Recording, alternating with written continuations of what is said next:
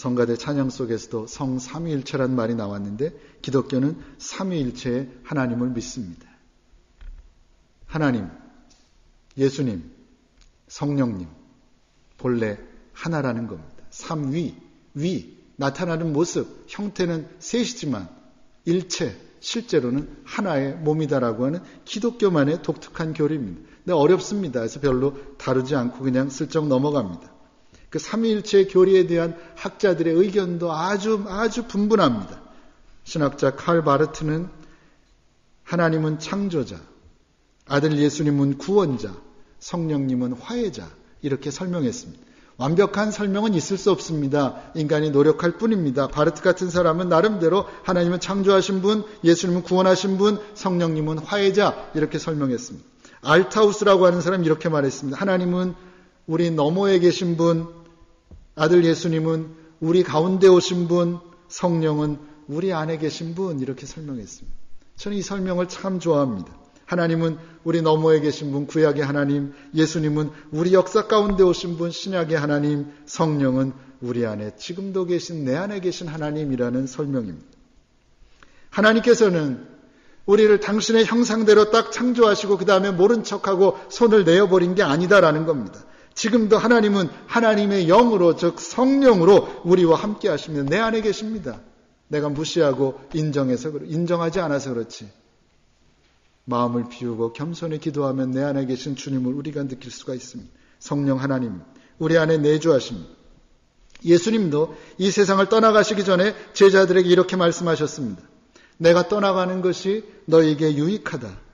내가 떠나가지 아니하면 보혜사가 너희에게로 오시지 아니할 것이요 가면 내가 그를 너희에게로 보내리라. 요한복음 16장에서 말씀하셨습니다. 보혜사가 뭡니까? 성령입니다. 진리의 성령입니다. 당신은 이 세상을 떠나지만 내가 떠나서 보혜사, 즉 진리의 성령을 너희들에게 보내셔서 너희와 언제나 함께하게 하겠다라고 말씀하셨습니다. 그러니 오늘 본문에서 천명하신 것처럼 주님은 지금도 모든 사람들 속에 하나님의 영으로 성령으로 임재하고 계신 겁니다. 느끼든 못 느끼든 인정하든 인정하지 않든 말입니다. 그런 면에서 우리는 사람들을 함부로 대할 수 없는 겁니다. 무섭고 두려운 일입니다. 사람들 하나하나는 하나님의 형상대로 창조되었고 그 사람들 속에는 지금도 하나님께서 성령으로 임재하고 있는데 우리가 그 사람들을 사랑하지 않을 수 없다는 말씀입니다. 본문에서 주님은 영생이냐 영벌이냐의 어려운 문제를 사랑으로 푸셨습니다. 살면서 지극히 작은 자 하나까지도 사랑한 사람은 영생이고 그렇게 하지 않은 사람은 영벌이라고 주님이 선언하셨습니다. 물론 이 말씀은 믿음으로 구원받는다는 기독교의 진리를 부정하지 않습니다. 우리는 주님을 향한 우리의 믿음과 우리를 향한 주님의 은혜로 구원을 받습니다. 내가 잘나서 내 행위가 훌륭해서 구원받는 거 아닙니다. 다만 여기서 주님이 강조하시는 것은 사랑이 얼만큼 중요한 것이냐 그겁니다. 다른 걸 무시하는 것이 아니라 우리가 그리스도인으로 살면서 사랑하는 삶이 얼마나 중요한 것이냐라고 하는 것을 강조하신 겁니다. 영생과 영벌을 나눌 정도로 중요하다는 말씀입니다. 그러니 기억하라는 것입니다. 자, 그러면 우리가 지옥에 가기 싫어서 사랑할 것입니까? 그건 가장 유치한 차원의 사랑일 것 같습니다. 지옥에 가면 안 되니까. 주님이 사랑 안 하면 지옥 간다고 말씀하셨으니 지옥 가면 안 되지. 사랑해야지. 그건 아닙니다. 우리를 향한 하나님의 뜻이니 하나님의 명령이니 감당해야 합니다. 우리를 향한 하나님의 변치 않는 비전이니 그 비전을 알고 동의하고 동참해야 합니다. 그리고 현실적으로 내가 사랑받았으니 사랑해야 합니다. 내 인생, 여러분 살아온 인생을 한번 생각해 보십시오. 내 인생 천반에 펼쳐진 하나님의 사랑을 기억한다면 우리가 어찌 사랑을 외면할 수 있습니까? 우리가 어찌 사랑하지 않을 수 있습니까? 하나님의 사랑뿐입니까? 지금의 내가 있기까지 애쓰고 수고한 수많은 사람들의 사랑을 기억한다면 또한 내가 어찌 사랑하지 않을 수 있겠습니까? 시루에 물붓기라는 말이 있습니다. 어떤 때 씁니까? 어떤 때 시루에 물 붓기라는 말 하죠? 모르십니까? 네? 정확하네요. 해도 소용없는데 그런 거 왜 너 그거 하냐? 그럴 때 야, 그 시루에 물 붓기다. 뭐 하자 그러면 안 돼. 그거 안 돼. 그럴 때 시루에 물 붓기라는 말을 사용합니다. 그런데 내 이웃을 내 몸과 같이 사랑하라. 이게 내 명령이다. 내 단 하나의 명령이다. 이게 세계명이다. 예수님께서 너무너무 많이 말씀하셨는데 사랑하라고 하는 주님의 명령에 대한 그리스도인들의 태도가 그렇지 않은가 그런 생각을 할 때가 많이 있습니다. 안타까운 마음으로 그런 생각을 합니다. 그리스도인들은 항상 사랑을 말하지만 그 말도 행동도 진지하지도 진실하지도 절박하지도 않습니다. 어떤 사람들은 시루에 물 붓기라고 생각해서 애써 외면하거나 아니면 안 되는 일이라고 포기해버리는 것 같습니다. 그러나 우린 기억했으면 좋겠습니다. 그 시루에서 콩나물이 자라지 않습니까? 그러니 시루에 물 붓기가 아닌 거지요. 시루에 물 붓기가 아닙니다. 물을 부은 만큼 열매는 열리는 겁니다. 분명히 그렇습니다.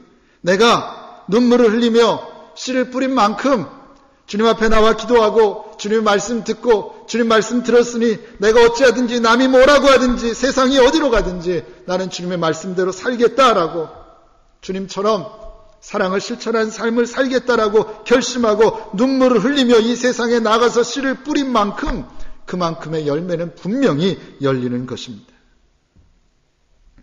베드로전서 4장 7절 8절에서 이렇게 말씀합니다. 만물의 마지막이 가까웠으니 그러므로 너희는 정신을 차리고 근신하여 기도하라.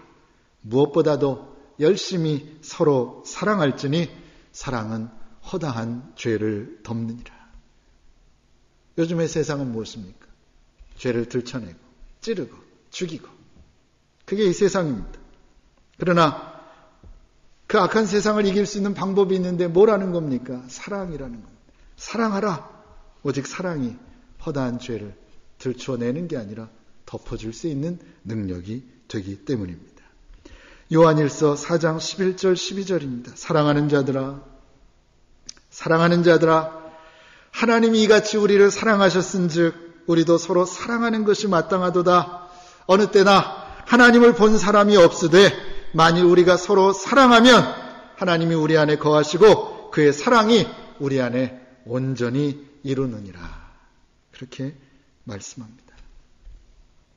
또 한 번 맞이하는 아름다운 봄입니다. 봄이 오고 있습니다. 올 봄에는 아름다운 봄의 꽃들보다 훨씬 더 아름다운 사랑의 꽃들을 많이 맺어내는 피워내는 여러 성도님들 되시기 바랍니다. 기도하겠습니다. 하나님, 많은 세상 사람들이 또 많은 교회가 시루에 물 붓기라고 사랑을 포기합니다. 아니면 너무 어렵다고 애써 외면합니다. 그러나 성경을 보면 볼수록 눈에 들어오는 것은 사랑입니다. 사랑을 외치셨고 그 사랑 때문에 십자가에 달려 죽으셨습니다. 그게 기독교인데, 그게 십자가인데, 그게 주님인데, 그게 하나님인데 우리가 어찌 외면하고 그리스도인이라고 말할 수 있겠습니까? 아름다운 봄입니다. 이 봄에 무엇을 해야 되겠습니까? 하나님, 사랑할 수 있는 능력을 주시옵소서.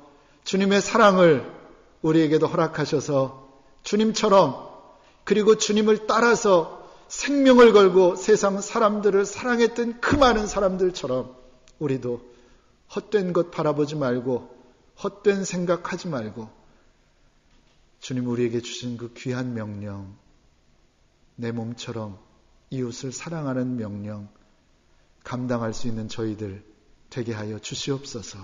그래서 정말로 봄의 아름다운 꽃들보다 훨씬 더 아름다운 사랑의 꽃들을 많이 피워내는 저와 우리 베델의 성도님들 되게 하여 주시옵소서.